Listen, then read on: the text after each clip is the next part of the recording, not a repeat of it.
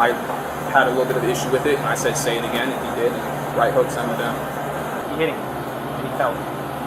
He hit him? Yeah. This is Corey Ellis Pujols, a 27-year-old Dunkin Donuts manager with no criminal record. He just landed a deadly blow on a 77-year-old man, and that singular act was just enough to ruin his clean records, claim the life of a man, and earn him significant charges. On May 4th, 2021, just after 1:30 p.m., Tampa police were called to a Dunkin Donuts inside a Circle K in the Palm River area of Tampa. When officers arrived, medics were already treating the victim, 77-year-old Vanell Cook, who was unconscious and bleeding from the head.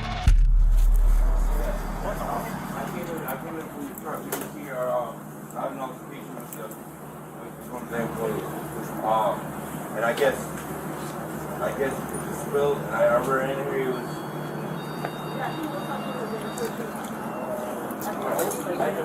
Somebody here was Denver Street, Tampa, Florida, 33619. Goodness, what happened? I don't know what happened. I was there. He was actually there. Don't check the deal. He pushed his face and he came down. Which kid? He has heart problems. He's 100% disabled. Disabled veteran. Disabled veteran. He's got allergies. He's seen allergy test. What do you have? Almost immediately, Corey Pujols approached the officers and told them he was the man they were looking for. Calm and cooperative, he explained exactly what happened. Yeah, so first and foremost, let me just say my name is Corey Ellis Pujols. I am the guy you were looking for in regards to this situation. The long and short of it is that here obviously at Dunkin', he's a regular. He normally comes through here and orders a large hot coffee. But today, maybe he's having a rough day or something, and he decided to be extremely profound at the mouth. And I asked him respectfully on the microphone, could you please not use that kind of language, obviously with me and my employees. And as well as that, and he said no, and then he came around to the window. He kept going at the window. And then I guess he was going to come inside, so I came inside. I came on this side to let him know. He asked for the manager. Our current store manager is off already. She worked morning shift, and she's currently otherwise here. So I would be for the senior shift. I've been here a little bit longer than he has, so I reserve responsibility for that. In any case, I came out to let him know. I said, listen, sir, with the profanity that you use, I would highly recommend that you go on about your business. We don't want to serve you any coffee today. Maybe you can try again another day, but you have clearly upset the atmosphere here, and we would like for you to go on about your business. I asked him to do that repetitively. It's all on camera. As I mentioned, he came inside, and when he came inside, he addressed me, and he was looking. I said, hey, listen, the manager's not here right now. I'll give you the manager's store number and all that good stuff. And he didn't want it, and I said, sir, well, can you please go on about your business again and have a good day? And he said, no, you're a nigger. And then I said, and I'm sorry, I had a little bit of an issue with it, and I said, say it again, and he did. And right hook sent him down. So it goes without being said that you can't hit somebody because they say something you don't like. I very well. I'm just telling you, brother. No, I agree. Believe me. I'm terrified right now, but I agree with what you're saying. You shouldn't. I have had a fit of racism since I've only been here about 2 months, and I've dealt with so much of it. And I'm not saying that is a reason to do it. I'm not. I got people that say a bunch of hateful and horrible stuff to me every single day. For the past 16 years, I let it go in one ear and out the other. It ain't gonna hurt you. This will get you in trouble. Not gonna get you arrested, but I mean, dude, you hit him and he fell down. Yeah, and he hit his head pretty good. And he should have never said what he said. But guess what? That's the country we live in. You say what you want to say. Yeah. If you don't like it, like you're saying, dude, get the freak out. Yeah. 1 second. Slipped and fall, pushed and fell. Right hook and fell. My apologies for the He was hit and he fell down. Keep down. I don't. This other. You hit him. You punched him and he fell. I'm not one to run from what I've done. No, you're fine. And again, he's a regular, so I honestly feel like about this situation. All right, no worries. Some of you guys have to go at you. Yes, sir. You should take it easy. Howdy. Gentleman came in, was being very rude to this gentleman, which is the on-duty manager. Acting manager for all intents and purposes. Yeah. Said some few expletives, and he hit him, and he fell. He hit him? Yeah. Okay. Did you get his information yet or no? I have not. I just came in. That's his grandson that's with him, though. Okay. That is his grandson. I was just talking with him. Information necessary. So, yeah, you want to grab his 43? I have. Video on it? We do have surveillance. However, when the boss leaves, she locks the. That's fine. Yeah, she locks the. So here's the reality of what could happen. Yeah. If you charge a battery, yeah, you could be charged a battery. Right. You know, that's after we speak with him and see what's going on. I'm aware. Yeah. I'm not trying to get on to you, man. Yeah. No. But you can't let, and I'm telling you from here on out, you can't let what somebody says anger you. Yeah. Like I said, I deal with it and I let it go on. I mean, people say nasty and hateful stuff to him and I just believe because me, we do our job. I know. For no reason. I know it. You're going to have people like that throughout your life. You just got to let it go in one ear and right out the other. And just realize that he's going to leave and be on his way and you're going to still be here working. Right. You know? So we'll let them get him loaded up and everything like that. Just do what you got to do, bro. I'll be in here in a minute. Yeah, I'm not going anywhere. You're cool. You're good to go, man. Thank you. It started moments earlier in the drive-thru. Employees couldn't hear Cook through the speaker. He became agitated, began yelling, and was told to leave without being served. Instead, he parked and walked inside. A Dunkin' employee who dealt with Cook at the drive-thru told officers the same story Pujols did. So basically, he was just being, outright rude. Like your card is going through. But he was just being For what reason? Verbal. I asked him if he wanted iced or hot coffee. He instantly was like cold coffee. Confident. He was like, who the fuck likes cold coffee? I always ask him the same. Y'all always get it wrong. I'm like, okay, sir, we cannot hear and identify you at the window. So he got mad because you asked him if he wanted ice or hot coffee. Yeah. Instantly off rip, he was already mad.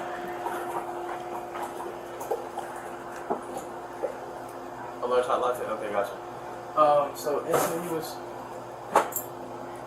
he was just Sure. above level. So he was being very verbal. Didn't want to listen to what we were saying. So Corey was like, he got on the mic because I've only been here for like just 3 weeks. Sure. But I've had Dunkin' experience, so Well, that shouldn't be a normal reaction of somebody. it shouldn't be a normal reaction. So he didn't want to.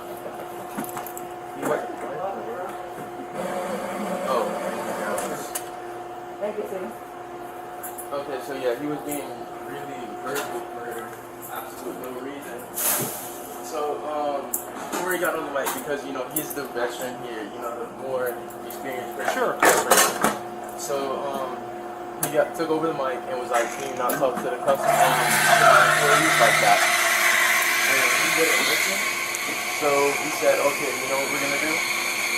We're not gonna take your order today. We're gonna politely ask you to leave." Came up here. We had a verbal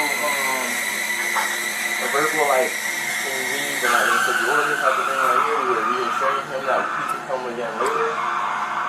So then that's when he came up to the front and was right there. So even after y'all asked him to leave, He kept on coming. he parked, and when you say up there, up at the front counter. Yeah, he came to the car. So we knew Corey was gonna. So me and Corey went up there to wait and tell him to leave again.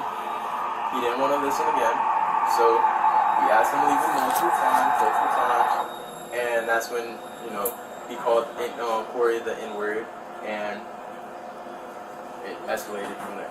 What did you see happen from there? From what I seen is I heard him Corey told me to call the cops off rip. So I was calling the cops, I was calling my manager, I was calling everybody. And the dude, he kept on being violent, very rude. So When you say violent, like physically violent, no, or not just verbally? physically. I don't think he physically touched Corey, but mentally, trying to get into Corey's mind. Sure. Mess with him and around with his head. So then Corey, he was like, "Okay, we're gonna ask you one more time. We're gonna either you're gonna leave or we're gonna call the cops."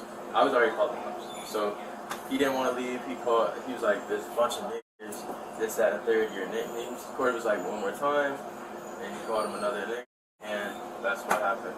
I was right What happened? here. and I was on the phone with my manager and the police officers at that time. Oh wait, yeah, police officer at that time, and that's what happened. So what happened after that? After he said that? Corey punched him. He was on the floor, and I was on the phone. Okay. And you were standing like right around here on the okay. phone. Okay. Is he? And Corey said he's a normally regular. He comes through He here. comes here a lot, and he's very, like verbal. Like I guess he doesn't know how to, be respectful. So well, normal people know how to be respectful, and choose not to be. He wasn't being respectful. Yeah, I mean it's and horrible. Yeah, so he does this a lot. I've had multiple times where I've had to go through it. He gets mad because we don't know his order, but we don't know your order because we cannot physically see your face. Sure. Hello, manager. Yeah. Okay. Are you able to? A, I got a thumb drive, or B, if we're able to get the video, can you email it? What's the better for you? I'll have it emailed to you. Okay. I'll have my law prevention guy Okay. send it to you. Let me go out and. Give me an email address. Yes, sir. I'll call him now, as a matter of fact, to go ahead and get him to do it. Okay. Police requested the store's surveillance footage, and it told the exact story the two employees told. Instead of leaving the property as the employees requested, Vanell Cook parked his car and walked inside the store. Seeing this, Corey Pujols, the on-duty manager, immediately told a co-worker to call the police. Cook approached the service counter and continued arguing. Pujols stayed on the opposite side, separated by a waist-high swinging door, and repeatedly told Cook to leave the store. During the confrontation, Cook used a racial slur, calling Pujols the N-word. At that point, Pujols stepped through the swinging door, moving closer but keeping his hands at his sides. He warned Cook not to say the word again. Cook repeated the slur. In response, Pujols threw a single punch to Cook's jaw. Cook fell backward, struck his head on the concrete floor, and lost consciousness. Pujols then walked away as emergency services were already being called. The victim,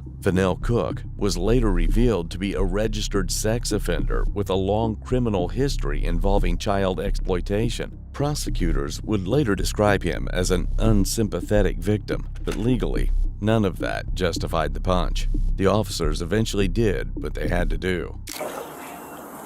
It feels better in here. I'm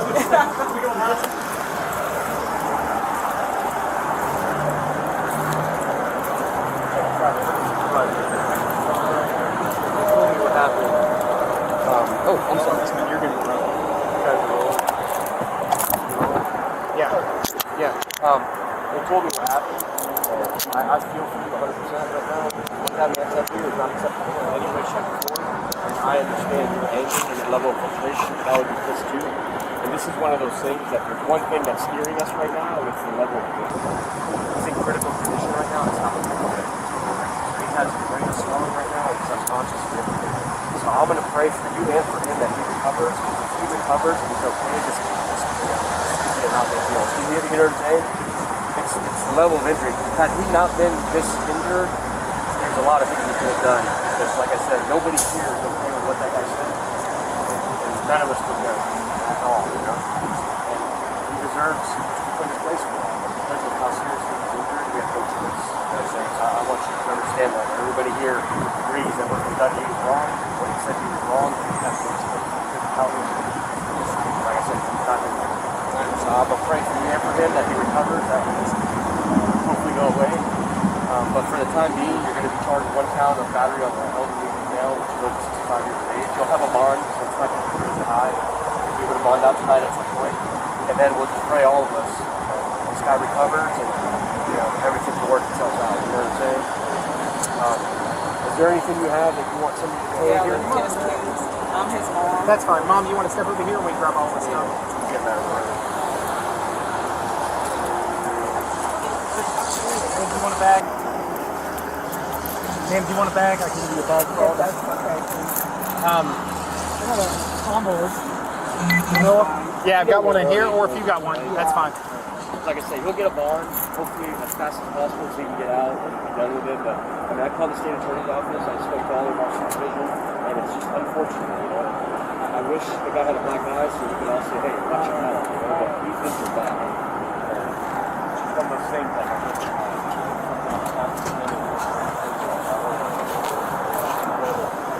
Really sad situation. What could make it go best? The guy remember it. I'm sorry. Corey, you have anything else on you, brother? No, that's it. Took everything else. That's for mom. Okay, that's it? Right here. Yeah, that's for mom. Yeah. So that's it for Yes. Yes. Corey, you come have a seat in the car real quick. Yes. Brother, what the detective was saying, we 100% agree. But when his head hit hard and everything, when they brought him out here, he was unconscious. Yeah. And then while he's up there, he's not doing good right now. He could get better, okay? So you go down, we'll tell mom. Mom can go down. Yeah, you do that and I'll 1035 you. Do they? Okay, that's fine.